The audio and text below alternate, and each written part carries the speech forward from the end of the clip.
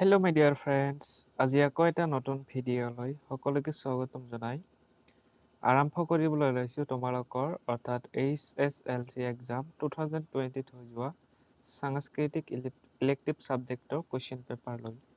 চ' এইখিনি question paper তোমালোকে চাই যাব পাৰা। যিহেতু ফুল মাৰ্কছ 100 দিয়া থাকে, 5 মাৰ্ক 30 এণ্ড টাইম দিয়া থাকে 3 ঘণ্টা। চ' এনেদৰে কুৱেশ্যন পেপাৰখন দিয়া আছিলে। তাৰপিছতে 1 নম্বৰ কুৱেশ্যনটো চোৱা।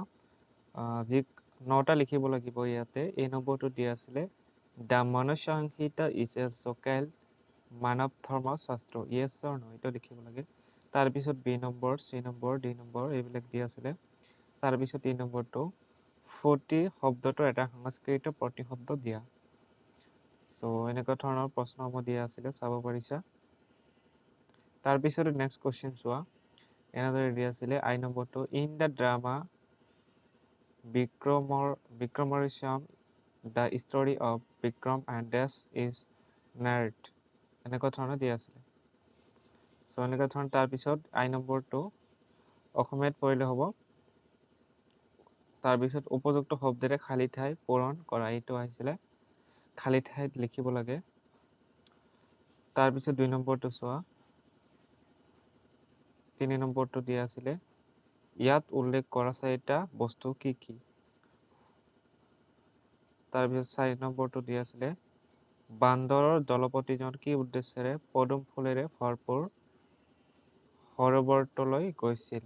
তাৰপিছত 5 নম্বৰটো দিয়া আছিলে। তাৰপিছত 6 নম্বৰটো চোৱা তলৰ শব্দবোৰ বিপত্তি নিৰ্ণয় কৰা, এনেকুৱা ধৰণে দিয়া আছিলে। তাৰপিছত 7 নম্বৰটো তলৰ অনুচ্ছেদ কেইটা অনুবাদ কৰিব লাগিব। মানে ট্ৰেন্সলেট কৰিব লাগে, ট্ৰেন্সলেশ্যন। চ' তাৰপিছতে দিয়া আছিলে এনেকুৱা ধৰণৰ কুৱেশ্যন। তাৰপিছতে চোৱা তোমালোকে ডি নম্বৰটো দিয়া আছে নাইবা ৱৰ্ড দিয়া আছে। 8 নম্বৰটো দিয়া আছিলে explain the following fairs with reference to the context. এনেকৈ প্ৰসংগ সংগতি দেখুৱাই তলৰ শ্লোককেইটা ব্যাখ্যা কৰা। এইখিনি যি এই নম্বৰত এইবিলাক দিয়া আছে এইবিলাক ব্যাখ্যা কৰিবলৈ দিছিলে। তাৰপিছত বি নম্বৰটো দিয়া আছিলে এনেকুৱা ধৰণৰ। তাৰপিছত চোৱা তলত দিয়া বৰৰ ভাৱ বহলাই লিখা, এনেকুৱা ধৰণে কুৱেশ্যনসমূহ দিয়া আছিলে। তাৰপিছত ৱৰ্ড দিয়া আছিলে। তাৰপিছত 10 নম্বৰ কুৱেশ্যনটো চোৱা তলৰ প্ৰশ্নবোৰৰ উত্তৰ লিখা। 4 into 3 = 12। ঠিক আছে। চ' এইখিনি চাই ল'ব পাৰা তোমালোকে। তাৰপিছত কুৱেশ্যনবিলাক চোৱা তলত প্ৰশ্নবোৰৰ উত্তৰ সংস্কৃতত লিখা। সংস্কৃত ভাষাত লিখিবলৈ দিছিলে এইবিলাক কুৱেশ্যন। তাৰপিছত 11 নম্বৰটো দিয়া আছিলে তলত যিকোনো দুটা কাৰক বিভক্তি নিৰ্ণয় কৰা। কাৰক বিভক্তি নিৰ্ণয় কৰিবলৈ দিছিলে এইখিনি। চ' তাৰপিছত তোমালোকে কুৱেশ্যনসমূহ চোৱা বি নম্বৰটো তলত দিয়া যিকোনো দুটা বিভক্তি নিৰ্ণয় কৰা, এনেকুৱা ধৰণৰ দিয়া আছিলে।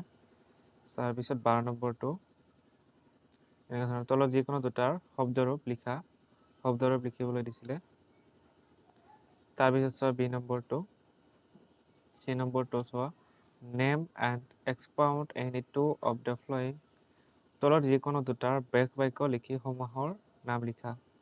এইবিলাক শব্দবিলাক দিয়া আছে ইয়াতে। চ' এইখিনি আছিল তোমালোকৰ কুৱেশ্যন সংস্কৃতৰ।